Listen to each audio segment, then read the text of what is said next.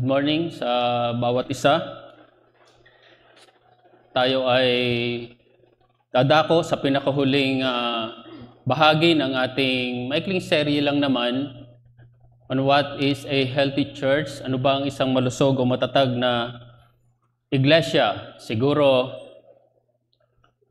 lahat naman sa atin dito ay nagnanais na tayo maging malusog. Physically, wala naman siguro sa atin dito na hindi naghahangad na maging maayos, malakas ang ating katawan. At bilang bahagi ng iglesia, napakahalaga din na hangarin natin na maging malusog ito. At siguro nga, kung titingnan natin, sobrang lawak nung tanong, ano ba ang isang malusog na iglesia? Kahit siguro napakarami o mahabang pag-aaral ang gawin natin dito ay hindi natin lubos na masasakop kung ano ba talaga ang ibig sabihin ng isang malusog na iglesia. Pero tiningnan lang natin ito sa ilang paksa.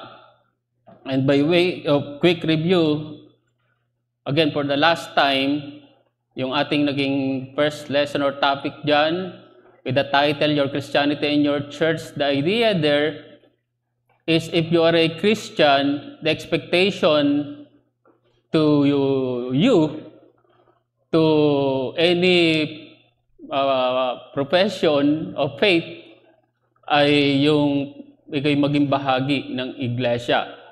So that's the expectation. And the focus is the importance of church membership. Second, with the title, A Biblical Understanding of Church Membership, the idea is if you are a member of a church, you have duties to perform. At nakita natin yung importance ng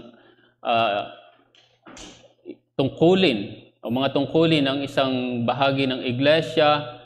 And last week, with a lesson topic, a biblical understanding of evangelism. Kung ikaw ay may karanasan kay Kristo, ikaw ay naligtas, ay may tungkulin ka rin na ibahagi ito sa iba. So, the importance of sharing the gospel to others. And for our lesson this morning, a biblical understanding of church discipline. Ang ideya naman dito, if we are the body of Christ, bought by His own blood, or bought with a price, according to 1 Corinthians 6:20, we have a responsibility to maintain its testimony and purity. So that's the idea, and the focus is the importance of exercise of discipline in the church. Alaala nyo na isa sa mga tanda ng isang tunay na iglesia ay yung merong pagsasagawa ng disiplina. One of the perpetuating or maintaining marks of the church is exercise of discipline. Remember, yung unang mark, yung essential mark, which is the preaching of the word. Yung una sa tinatawag na perpetuating or maintaining marks ay yung administration of the sacraments. Ano yon? Baptism and the Lord's Supper, pero isa doon ay yung discipline. So by way of preliminary, when a Christian joins a local church, he is entering into a very special relationship with other believers in the fellowship. So, napakaganda muling pagpapanariwa ito sa atin. Yan ang dahilan or ibig sabihin ng iyong pakikiisa sa isang lokal na iglesia. You are committing yourself to the church to support and maintain its testimony, to participate in its worship, and to serve the Lord within the framework of the church's activities and life. Church membership is to be taken very seriously. It is one of the most important commitments in life. Nakita natin sa ating pangalawang lesson the meaning of church membership. One sa tinignan natin doon ay yung commitment. Church membership means commitment. So a church member also accepts ito. Gusto kong unawain natin ito, tanggapin natin ang katotohanan na to. A church member also accepts that the entire church, for example, the GBCLB, acting in accordance with the Scripture and therefore seeking the mind of the Lord, has authority to take certain measures against any within the fellowship who are living contrary to the laws of Christ for His people. So, tanggapin natin yung katotohanan na yon, na ang isang iglesia ay mayroong ganong autoridad na gawin ang isang bagay na nararapat. For example, sa ating pinag-uusapan ngayon about church discipline. So sana ay tanggapin natin at huwag maging mabigat sa kalooban natin ang bagay na yan. But the problem is, corrective discipline is an almost abandoned practice in many evangelical churches today. That's the truth. That's the reality na hindi natin maitatanggi. Katunayan ay may mga iglesia na talagang walang disiplina. At meron tayong mga kilalang ganyan na mga grupo na tinatawag ng mga evangelical churches. Sana sa Reformed, wala naman. Confronting anyone about his sin is always distasteful. Siguro nga, isang dahilan kung bakit ayaw magpamiyembro ng isang professing Christian ay ayaw niya na makumpronta siya sa marahil kasalanan na kanyang ginagawa. Hindi niya to gusto.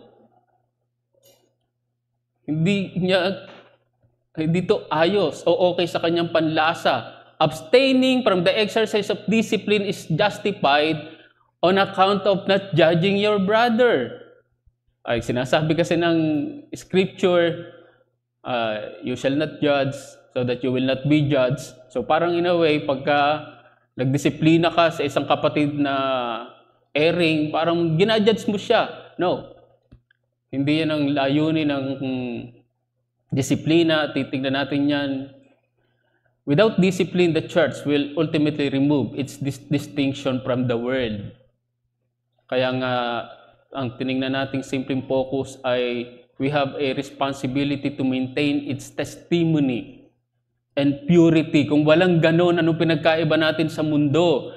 Sa ating church covenant ay ipinakita doon na yung church ay higit sa anumang institusyon sa mundo. Without discipline, the other mandates of the church will lose their spirituality and purity. Now, what is the definition of discipline? It came from the word disciple. As we all know, in the New Testament, the word disciple means student or learner or follower. The point is, discipline has a relation with education. So, mapapansin nyo yung ganda rin. Actually, yung ganda ng discipline sa church dahil, kumbaga, nakakabit sa usapin ng pagtuturo. With that understanding, we can appreciate the place, again, the discipline in the church. According to J. Adams, in his book, Handbook of Church Discipline, in page 14, where there is no discipline, there is no order. Where there is no order, there is no peace. Discipline is at its heart and core good order. So imagine kung wala discipline sa church, walang kaayusan. In page 17, thus discipline is not, as many have taught, simply the negative task of reading troublemakers out of the church, Rather, first of all, it is God's provision for good order in His church that creates conditions for the instruction and growth of the members. Discipline has a positive function. And lastly, page 18, today, we talk a lot about church growth. But growth is impossible in the lives of members apart from church discipline. Gusto nating lumago as an individual Christian or believer or as a church as a whole. Kaya nga, di ba, yung discipline ay may kaugnayan niya sa sanctification. Now, let's look at some offenses meriting discipline. Tatlo lang naman yata ito. Una, yung tinatawag na hidden sins. Those known only to the party committing sin. You will look at in 1 Timothy 5 verse 24. Hindi na natin mababasa ang mga passages dyan. Pwede nyo tingnan na lang later. May tinatawag ding private sins. Those committed on a personal or interpersonal level based in Matthew 18 verses 15 and following. Ano pang offense ang nararapat sa disiplina? Of course, public sins. Those that become common knowledge based in 1 Corinthians 5, 1 and following. Tingnan pa natin dyan pa yan mamaya. So, the point is, church discipline is only, pansinin nyo to, church discipline is only on offenses that have become public in knowledge. Ibig sabihin, hindi mo siya basta ginagawa. Pero kung naging hayag na siya or nalaman na ito ng kapulungan, ay yun lang, yun yung subject for discipline. Kaya nga tinawag na church discipline. So, what are the examples of public sins? Kasi sinabi natin, ito yung dapat lang na magkaroon ng pagdidisiplina. So, ano ito? Una, ay yung tinatawag na doctrinal offenses. Pag sinabing doctrinal offenses, una ay yung heresy. Based in Galatians 1 verse 8 and following, sabi ni Paul, "But even if we or an angel from heaven should preach to you a gospel contrary to the one we preach to you, let him be accursed." As we have said before, so now I say again, if anyone is preaching to you a gospel contrary to the one you receive, let him be accursed. So, heresy na yon. Kapag kaya nga walang ibanghelyo. Meron lamang isang ebanghelyo. So, these are teachings that undermine the gospel and foundation's truths. May mga cross-references tayo dyan. So, that's one. The second is schism. Based in Romans 16:17. Sabi ni Paul, "I appeal to you, brothers, to watch out for those who cause divisions and create obstacles contrary to the doctrine that you have been taught." The admonition is, avoid them. Sapagkat hindi marapat na may mga tao sa loob ng iglesia na ito ang ugali, ang lumikha ng mga pagkakabahabahagi.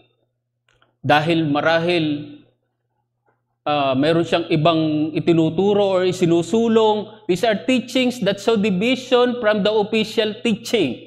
Alam natin yan, may official teaching.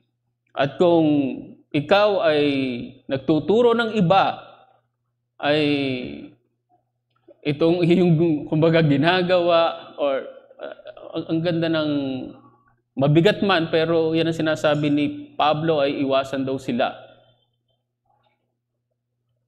So the point is, zeal without knowledge has the potential of leading others to falsehood.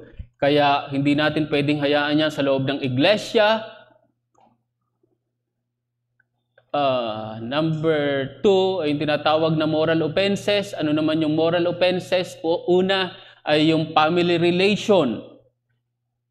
In 1 Timothy 5:8, but if anyone does not provide for his relatives and especially for members of his household, he has denied the faith and is worse than an unbeliever. So moral offense pala siya. So napakabigat mga kapatid, kahit sa bagay na ito ay meron tayong nalalabag, katunayan ay tinatawag siyang public sin. It is an obligation of the church to nurture families that function responsibly. Diba? Kahit sa bagay na to tayo ay nagtuturo, kahit nga sa pag-suporta natin sa halimbawa sa isang wala nang inaasahan, ng lubos, like sa widow, for example, ay dapat siya ay wala na talagang lubos na inaasahan. Pero kung siya ay widow, pero may mga mahal pa sa buhay na pwedeng mag-support sa kanya at katunayan, dapat sila nga yung una na mag-support sa kanila, ay dapat nilang gawin yon. Imagine, hindi agad natin pala dapat gawin yon. Sapagkat moral offense siya. So, ingatin tayo, church, sa bagay na to. Kaya maging yung tulong natin ay sinusuri, pinag-aaralan ng iglesia kung dapat ba tayo tumulong sa mga sino mang individual. Habitual neglect to fulfill family responsibilities merits judgment on one's spiritual status. So, medyo mabibigat yung sinasabi dito. Ano pa yung moral offense? Yung earthly vocation and testimony. Pansinin niyo sinabi sa 2 Thessalonians 3, verse 10, for even when we were with you, we will give you this command. If anyone is not willing to work, let him not eat. Parang ang bigat. Siguro gawin niyo yan sa loob ng tahanan. Di ba? Parang hindi kaya ng iyong puso. Talagang kumakain nga, hindi mo pakainin yung isang ano. Pero that's a biblical principle. And even sa church, kapag merong ganyang ugali, behavior, ang isang miyembro ng iglesia, huwag daw siyang pakainin or katunayan ay may kakaibat na disiplina dyan. It is a violation of known rule or order. Again, merong rule or order in the church. So, yan ay nalalabag mo kung ganyan ang iyong gawain. Conduct that damages one's testimony in the world merits church discipline. So, minsan hindi na babantayan ng isang miyembro ng iglesia ang bagay na to. Mamumuhay siya ayon sa kanyang kagustuhan. Hindi po pwede yun. Ikaw ay pwedeng madisiplina. And lastly, yung tinatawag na Christian relation based in Matthew 18. So, kapag ikaw ay nagiging stumbling block or nagiging daan ka para ang isang kapatid mo ay mapariwara, ay moral offense yan. Subject for discipline. And thirdly, yung tinatawag na scandalous offenses. Ano yan?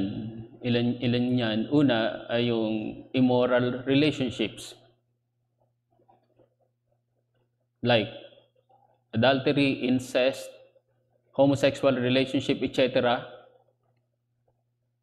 Criminal violations based sa Romans 13 verse 4 and 1 Peter 4:15, like murder, child abuse, etc. So, scandalous siya. Thirdly, financial fraud based in Acts 5 verse 3 and following, halimbawa yung theft, forgery, fabrication, etc. Now, what are the modes of corrective discipline? Ito nga yung church discipline.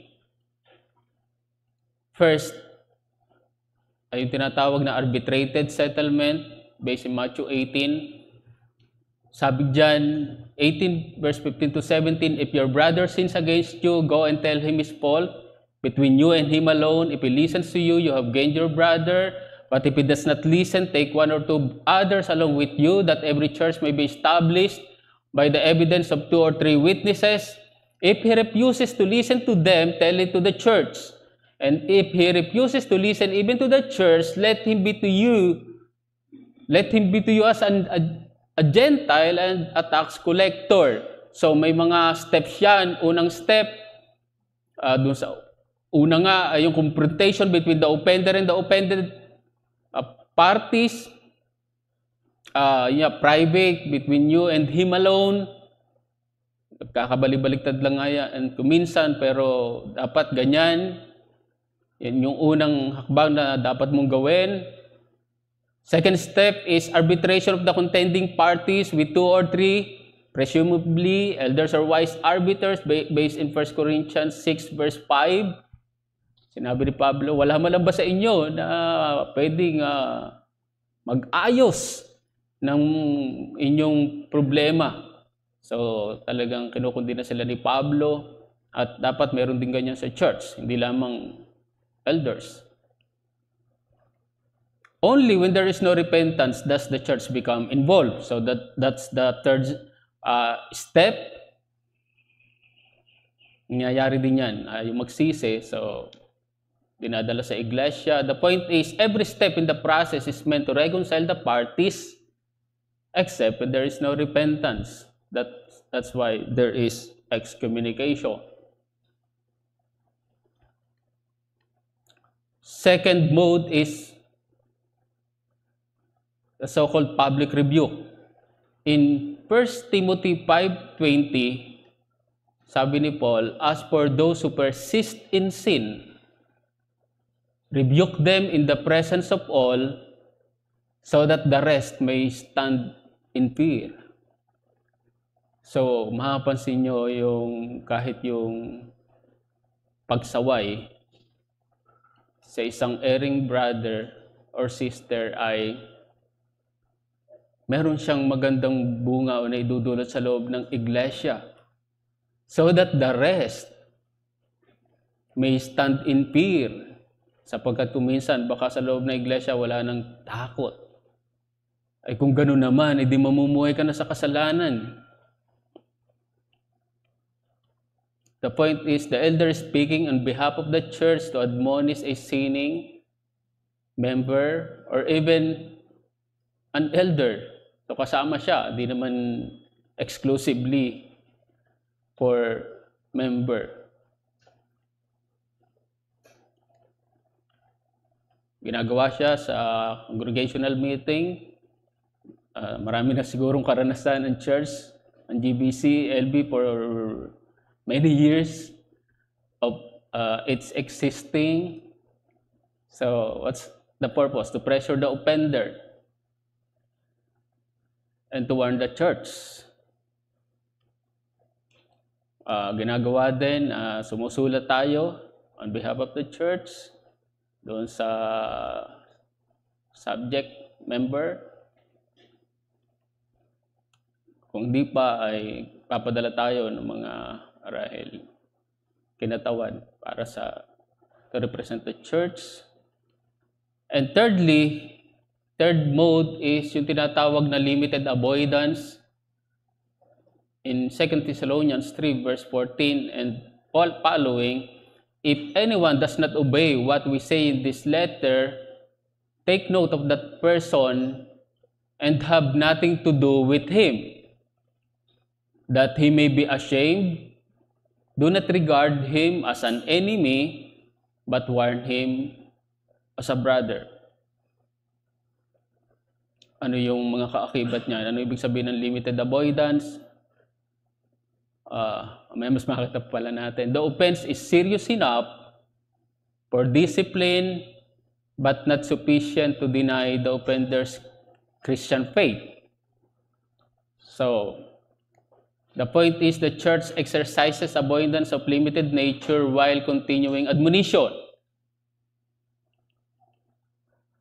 Ano ibig sabihin yan?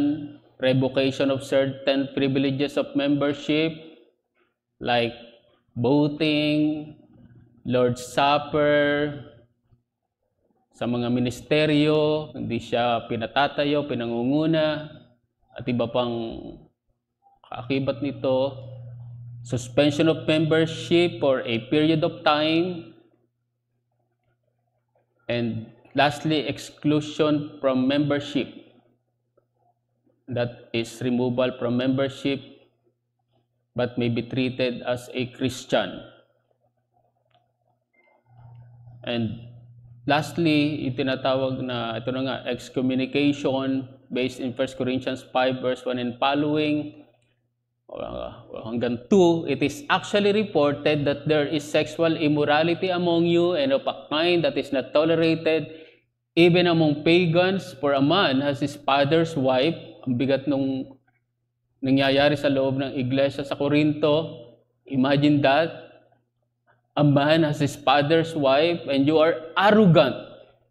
Ought you not rather to mourn? Let him who has done this be removed from among you. And that is excommunication. This concerns one whose offense constitutes of denial of faith in spite of his profession of faith. Merong ganyan. Patuloy at inaangkin na siya mananampalataya, pero ang kanyang gawain, katunayan ay parang masahol pa sa hindi mananampalataya. So excommunication is the total termination of Christian fellowship with one who is judged an apostate. Ibig sabihin ay hindi talaga siya Kristiyano o tunay na mananampalataya. Now, pinakahuli na yata ito, goals. What are the goals of church discipline? First is testimony. The testimony of the church. Vindication of the honor of the Lord and protection of, again, the testimony of the church. Maganda ang sinabi ni John Calvin in his Institutes. For since the church itself is the body of Christ, again, yung binanggit natin kanina na tayo ay katawan ni Kristo, it cannot be corrupted by such foul and decaying members without some disgrace falling upon its head.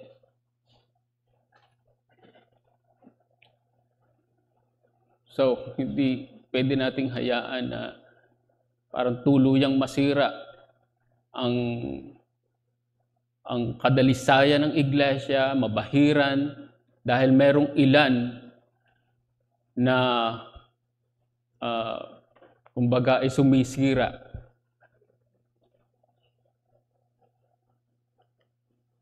Second goal is preservation, and that is prevention of corrupting influence on the members of the church. Nakakahawa pa siya eh. Pwedeng may madamay based in 1 Corinthians 5:7 and 13, at meron dyan sa Deuteronomy 13 verse 5 and 11. And last goal is, discipline helps the church to remain holy. It's an attempt to polish the mirror and remove any specks.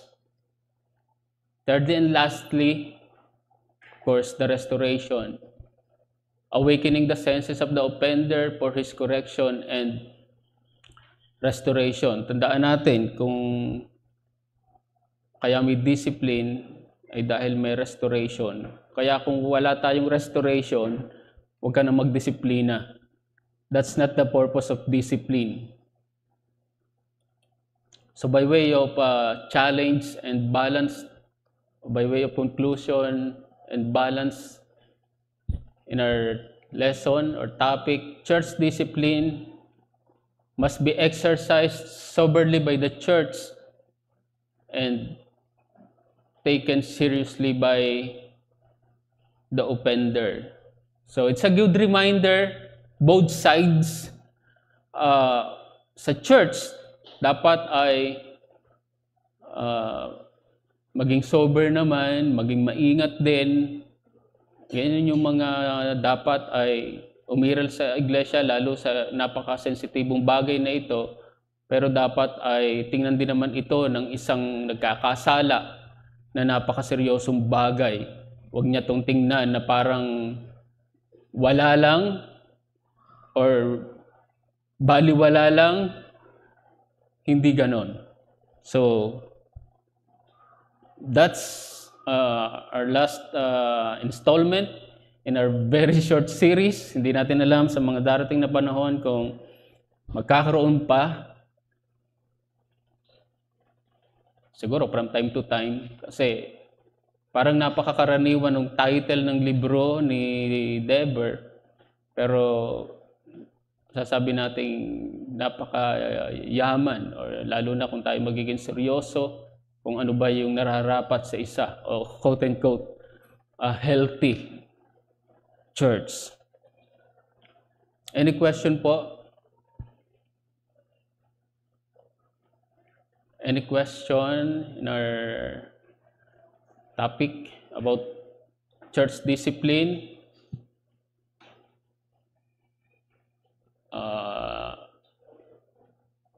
Thought? You want to share, Ate Mayan? Good morning. Thank you, Pastor, sa encapsule, no, na i-ano mo yung on church discipline. Ito po ay palaging tinatanong, no. Talagang itinanong po ito sa akin ng isang kapatid regarding excommunication. Sabi po, dun sa excommunication, we consider a brethren an apostate, no? Isa yon na hindi siya naging mananampalataya. Yun yung isa sa mga sinasabi na consider him or her as an unbeliever. So yung question po nung nagtanong sa akin, na gusto ko lang talagang itanong po ay, what is the authority or right of the church to declare a former brethren an unbeliever? Thank you po, Ate Mayan. That's very clear in Matthew 18. Kung siya ay unrepentant. Again, there's a process, steps, one by one, tapos may arbitration by 2 or 3. Kung ayaw pa niya, actually the assumption is ay first step pa lang nga dapat kapag reconcile siya. Okay, hindi naging matagumpay, magsama. Kung hindi pa, ay harap daw sa simbahan. Ay ayaw pa rin makinig sa buong iglesia. So, what's next? Sabi doon, treat him as a Gentile, a tax collector, meaning a sinner. So, that's our basis. Sa isang ine-excommunicate natin. That's very clear in the scripture based in Matthew 18. Follow up? Follow up po, Pastor. So, because the member has not undergone that process of the church, so sinasabi po natin na the church would say na he or she is an unbeliever. So, ang isa pong maaaring tanong ay, yun nga po, di ba ang God, ito yung mga di ba ang God lang naman talaga ang may alam sa conversion ng taong ito? How can we say that because he has not undergone that process, he is an unbeliever, or he or she is an unbeliever? Because that's very clear in scripture. Yan ang sinasabi ng salita ng Diyos.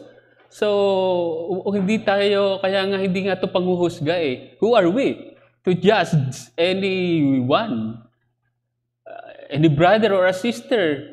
Wala naman sa atin yon. Pero, mayroon tayong pamantayan ng salita ng Diyos na dapat nating sundin bilang isang iglesia. Otherwise, anong ating distinction sa word? Kung walang ganon. Hahayaan na lang natin na okay lang kasi parang sino tayo para husgahan yung taong yon? Sino ka para parang husgahan na Kristiyano ba ako or hindi? No, yung pagiging unrepentant shows that you are an unbeliever or an apostate, that you are a true not a true Christian. Kasi dapat ang inaasahan sa iyo ay ikaw ay repentant. Tapos sasabihin mo ay, sino ka para husgahan ako? No. Ang salita ng Diyos ang nagsasabi. At kailangan nating sumunod doon. It's actually obedience.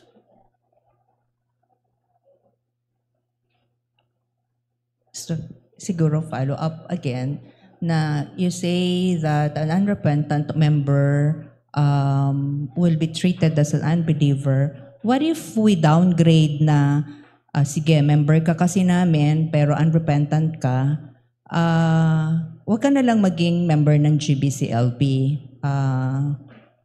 Parang yun nga, it's not questioning the excommunication, but is it the absolute for the unrepentant? Binabalik ko lang, Pastor.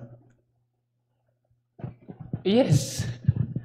Kasi malinaw sa, yun ang sinasabi, treat him. Kung still, kumbaga, not listening even to the church, actually, grabe yung grace sa kanya. Hindi naman siya basta ginadz Kailan siya ginadz? Sa harap na ng buong iglesia, ayaw pa rin makinig. Parang gusto niya sabihin, magpapatuloy ako sa kasalanan, magpapatuloy ako sa kung anong gusto kong gawin. So, anong aasahan mo sa church? Sister Pam? Halimbawa po yung i-church discipline na natin yung isang member. Required po ba talaga na na humarap siya sa iglesia tapos mag-public apology ganon? Yun po ba talaga yung pwede naman basahin yung sulat lang or o siya mismo haharap at magsasalita sa harap? Tinignan natin that's the first step. Opo. That's the Paano po kung ayaw niya? Kung tumanggi siya? Ayun nga, mayroon tayong sinasabi na represent tayo, may ilan tayo na through a letter, through delegates, para iparating sa kanya yung dahilan o layunin bakit ka kumbaga ikaw ay dapat dumaan sa disiplina. At nangyayari yan, ginagawa dito yan, minsan ay yung isang kapatid ay tumatayo dito at nag-apologize sa kanyang ginawa. Repentant yun. So, kaya lang hindi laging ganon. Kaya nga, yung grace na ating pinapakita sa isang kapatid, imagine, sulatan ka, magpadala tayo ng delegates. Go ahead. What if nanindigan siya, ayaw niya talaga? So, unrepentant yon. Ganun na po, Pastor. Ang ginagawa natin ay talagang ginagawa natin lahat ang ating magagawa para siya ay mag-appear. Pero kung hindi talaga, meron niya tayong tinawag na limited avoidance. Halimbawa, at ginawa na ng church yung ganung bagay dahil hindi naman niya tinatanggi ang kanyang pananampalataya, so removal yung ginamit natin under the limited avoidance. Sa huli ay siya'y aalisin from membership. Pero hindi natin dinideny yung kanyang faith. No, hindi yun yung excommunication. limited avoidance nga. Under the limited avoidance, siya ay i-remove from the membership, pero still, kinikilala natin siyang mananampalataya pa rin. Kasi wala naman tayong marahil evidence or we're not really convinced na dinideny niya, he's denying his faith. Wala namang ganon. At may mga cases sa church, at least in my time in JBC for more than 7 years, may ganon. Okay, so Parang hindi naman niya kailangang sabihin na I am denying my faith. Doon lang sa hindi niya pag-obey. Why? Yung humility and obedience. Parang nasa gray po. I don't know. Ang tingin ko lang dyan ay nasa gray. Gray area. Okay. Yun lang po. Totoo yun, Sister Pam, marahil pwedeng ang ganon, pero hindi nga natin siya pwedeng basta gawin to excommunicate him or her, lalo pat hindi naman wala tayong basihan or wala tayong malino na evidence kung talaga bang dinideny na niya ang kanyang faith. So kaya may mga proseso. Actually, yung excommunication is a last means of grace nga, di ba? So imagine, even communication is a means of grace, though last. Question? Thought?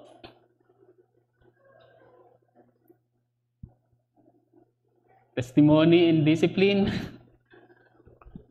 Tita Emma? Magtanong lang ako kasi diba we have a lot of new members na pabaptize. My question is, in the orientation or in the Bible study that you do you take this up, yung church discipline? Kasi I remember in my church, we really went through a parang book study, the life in the Father's house, and one of the chapters there is confronting one another in love. So it's talking about church discipline. So medyo aware ako, meron palang ganito dito. Pag nagkamali pala ako, I can be confronted of my sin and I can go through this process pala. So I was aware. Kaya if it will happen to me, kunwari I'm called out because I'm not attending assemblies, hindi na ako magtataka kasi that was taken up in parang a beginner's Bible study.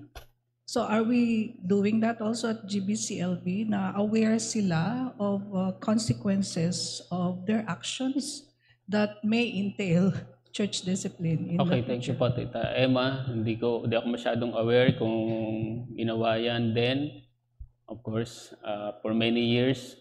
Pero as para sa NO po, ay yan yung tinatawag kasi na membership class ba yun? Parang, gano'n, membership class, ginagawa na ibang mga simbahan yan. Hindi ko alam kung ginawa dito yan. Pero, wala akong makitang masama kung magkaroon ng gano'n. Para at least magkaroon ng konting knowledge ang isang applicant for membership, kung ano ba yung isang pinapasok niya, especially basic doctrines. Sa simbahan, ang pinanggalingan ko, hindi naman talaga pinag-aral or hindi kami nagkaroon ng ganong class. Pero sa mga pagtatanong namin na isasama namin, alam mo ba na may disiplina ang iglesia? Yes, Pastor. Parang ganon, very casual. So, pwede naman po na Ate Myla, ang isa sa mga matagal ng miyembro at maraming knowledge. Marami nang nakitang disciplinary cases which really hurts the church. I remember one such very painful discipline is talagang kaming mga estudyante. We gathered together because that one is from our group. We were like, crying without physical tears. We were singing. And it happened for many days. So, gusto ko lang ipakita yung other side. Kasi minsan parang nakakaawa yung dinidiscipline or what. So everyone is really hurting, no? But actually, ang gusto kong sabihin dun sa point ni Ate Emma is it is nice for them to know that, but it is not necessary because kung ang isang bisita, ang isang tao ay evidently ay Kristiyano na, we don't really have to force the finishing the Sow Your Seed series, which is quite a lengthy 12 lesson or so. Yeah. Which pag ako ang gumagawa, yung 12 na yon nagkakaroon pa ng 1A, 1B. I can make it very long, but depende dun sa pangangailangan nung Bible study. But it should be in the process of still attending the services and maybe other ministries like RCM, fellowshipping with the people, ay ma-share natin to. We don't want to prolong yung preparation or what. Because ang Kristiyano ay Kristiyano. Yeah. Kung hindi, lalabas yan somewhere along the way. Yes. We hope everyone na pumasok ay Kristiyano. Yeah. But kahit sa Bible ay pinapakita talaga na we need to do this because it's a reality. Thank you, Ate Myla. It's a good point na actually may biblical basis tayo dyan, ano? Di ba? Yung Great Commission nga, go ye therefore make disciples of all nations, etc. Verse 20, and teaching them to observe all that I have commanded you. Nasa loob na siya ng iglesia. Meaning, wag namang masyadong pahirapan. Ano? I'm not against membership class, some basic doctrines. So about his or her salvation. So why not, Pastor Jun? Actually, yung sa Sow Your Seed towards the end, last part, it encompasses part of what Pastor Ferdy was teaching sa series niya ito. If you would go to the extent sa Bible study, tulad na sinabi ni Sister Myla, ahantong ka doon sa mga duties and responsibilities of a church member, a would-be church member. So it would be discussed in a more personal, lengthy manner.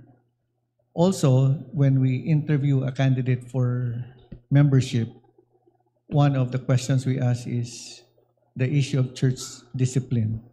Yung amenability or yung pagpapasakop ng isang prospect member in this requirement of church discipline, and we normally give him or her a copy of our church covenant for him or her to study, to look into it, and if there are questions that a prospective member would need or would ask, we would be more than willing to answer that question as the case may be.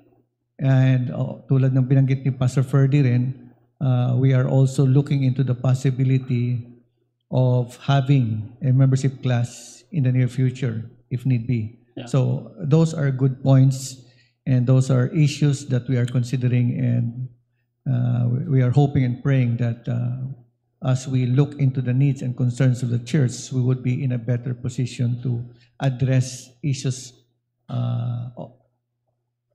to preempt those questions early on, so that moving forward, any member in the future would have a better understanding of what church membership is all about. So yun yung isang mga concerns na titingnan natin. Gusto ko lang mag-respond in a way doon sa question ni Sister Pam a while ago. With regards to yung issue of public apology, there are many ways of doing it. Of course, the best and the ideal is for the person to face the congregation and directly express his or her repentance or apology before the church. But we also understand that it is quite difficult. Indeed, it is humiliating. It is quite difficult for not all people to face the church or the congregation on that issue. And there are options available based on the wisdom and the decision of the eldership, which we may pursue, or which may be a way of dealing with the issue at hand. Yung apology, it can be written, it can even be audio, recorded, whatever there are. But again, the point is for the person to acknowledge his or her sin before, and moving forward, and it is for the church to respond positively based on the profession or the repentance of that person. But again, the second issue there is the restoration aspect. Yeah. The restoration is a process, whereas the public apology or the repentance, the church has no recourse but to accept based on the profession or the repentance of the so-called member given. So we have to extend forgiveness as a biblical mandate or principle given upon us. But the restoration is a process, so it will take time. Yes.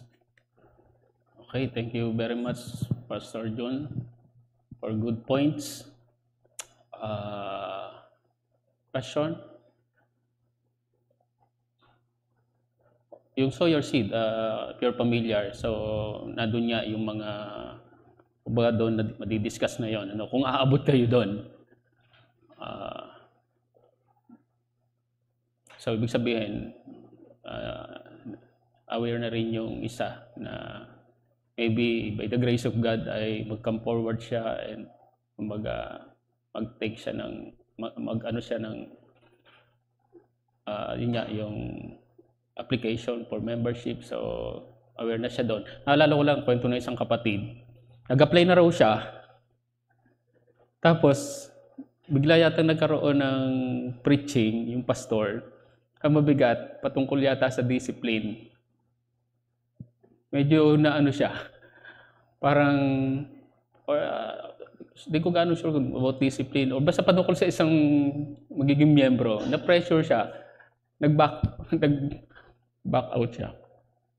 So, pero yun nga, I agree with Ate Myla na kung siya isang mananampalataya, totoong mananampalataya, tagasunod ni Kristo, siya'y hahakbang sa unang hakbang ng pagsunod at yun ang pagbabautismo. Ano?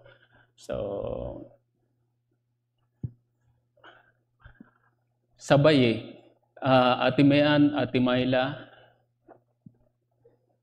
Yeah, Ate Mayan. Yeah, in response doon sa ano ni Tita Emma po kanina regarding church membership, share ko lang po, the Pastor Noel did actually, he has done it for us, no?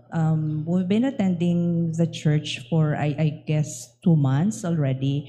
And Pastor, kaming mag-asawa ni Ike, he did actually church membership like 4 sessions. Okay. So yung kung ano yung theology or Baptist confession, diniscuss niya yun sa amin. And yung church discipline, tulip, diniscuss yung total depravity. So he has actually parang may handout siya, may outline. So I just would like to share that Pastor really, has been doing church membership class. Okay. Doon sa mga, hindi ko alam kung yung iba ay nag-undergo din. And naintindihan namin yung tayo ng iglesia, pananampalataya, yung covenant, and then yung discipline. So, ginagawa yun noon ni Pastor. Thank Okay. you. Thank you po, Ate Mayan. So, walang mali na gawin, but not necessary nga, kung nakita nga natin na kailangan, pwede natin gawin yan. Actually, we're considering nga yung bagay na yan. Maybe next year, Ate Myla. I'm thinking how to say this. Parang dalawang klase siguro ng membership yung nakikita ko. Okay. Yung context ng sinasabi ni Mayan is like how we came in the church. We are mga Kristiyano from another church. Okay. So,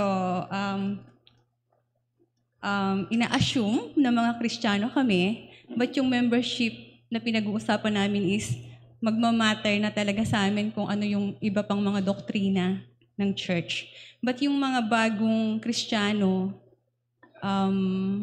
yun yung sinasabi ko kanina na hindi mo na kailangan ituro lahat-lahat ng katuruan bago sila pumasok at naging miyembro ng church. Because ang membership is, ang tanong ay, Kristiyano ba ito o hindi? And then, pag member na siya, doon siya supposedly mag-grow with the church from the ministries ng Word ng God. Yun. Pero doon sa mga kagaya namin na lumabas sa pinanggalingang church, naghahanap ng bagong church kung saan sila maglilingkod, doon talaga mas malalim yung pagtuturo na kailangan. So we are a group of Christians from a Bible Baptist Church. I think it's the same with Ben and Ian, right? Kasi malaking issue na sa amin kung ano ang mga pinapaniwalaan ng iglesia na to above the basic na gospel. Yeah. It is the same with me, and I believe, and maybe to many of the members here, I don't know, with Kuya Rex and Kuya Ike Talentino. Yeah. But yung gusto kong, I learned this from pastor talaga na basic talaga ay yung gospel. Nag-repent na ba siya? Kristiyano na ba siya? We don't have to prolong. Kasi baka i-snatch pa siya ng pag pinapatagal natin. Although I have to confess myself na pag nagba-Bible study ako, and even to my children especially, medyo mahigpit ako. I want to make sure. Pero pag nakita mo na halfway ka pa lang ng lesson or wherever sa part na yun, you have to follow yung instruction na Kristiyano na, we need to baptize. And sana ituloy pa rin yung mga remaining lessons. Whether one-on-one pa rin or the same group or iba tumo sa ibang, yeah. Thank you, Ate Myla. Nandun naman yung balance. Actually, sa first lesson natin doon, di ba sabi, importante yung basic, alam niya. Sabi ni Paul, Galatians 2:16, we know that hindi tayo naligtas, pumagitan ng kautusan, ganyan-ganyan, by the grace of God. So, very basic. Hindi naman parang hindi na tayo magtatanong or kahit gusto lang magpamiyembro, okay na. Hindi naman. At least may basic, At wag naman din yung parang sobrang higpit. So, yung balance na doon naman. So, okay. Question? Last 2 points. Dahil meron pa tayong singles, youth fellowship. Last 2 points. Wala na. Okay. So, mukhang wala na. Manalangin tayo mga kapatid. Dakilan naming Diyos, aming mabuting Ama, nagpapasalamat kami sa iyong kabutihan sa amin bilang isang iglesia na mayroon kaming salita nyo na pwede naming aralin. At salamat sa pagbibigay nyo ng liwanag sa iyong salita, Panginoon. Bagaman kung minsan ay ang mga katotohanan ito ay mabigat sa aming mga puso, mabigat sa aming damdamin, na doon nasusubok ang aming pagsunod sa iyo. Ngunit tulungan nyo kami ayon sa iyong biyaya na bilang isang iglesia ay maging masunurin sa mga niuutos nyo sa amin. At kahit sa usapin na to, patungkol sa pagdidisiplina sa isang kapatid na nagkakasala, nagkakamali, naway tulungan nyo kami at maging maingat kami, maging matalino kami sa paghahawak ng mga proseso nito at maging magandang paalala din sa isang nagkakasalang kapatid na seryosohin niya ang bagay na ito at hangarin na talikuran ng anumang pagkakasala na kanyang nagagawa, Panginoon. Nawa Diyos, tulungan niyo kami bilang isang iglesia. Hangad namin na sumunod sa iyong kalooban sa kabila ng aming mga kahinaan at pagiging makasalanan. Naway, samahan niyo kami, pagpalain niyo ang iyong munting iglesyang ito, Panginoon. Alam niyo ang aming mga kahinaan. Kami lahat ay mga makasalanan. Ngunit tulungan kami gamitin para sa pagsulong ng iyong gawain at lalo higit para sa ikapupuri ng iyong pangalan. Panginoon, salamat. Tunay na pinupuri ka namin sa mga oras na to. At itong aming panalangin sa pangalan ng aming Panginoong Jesus. Amen.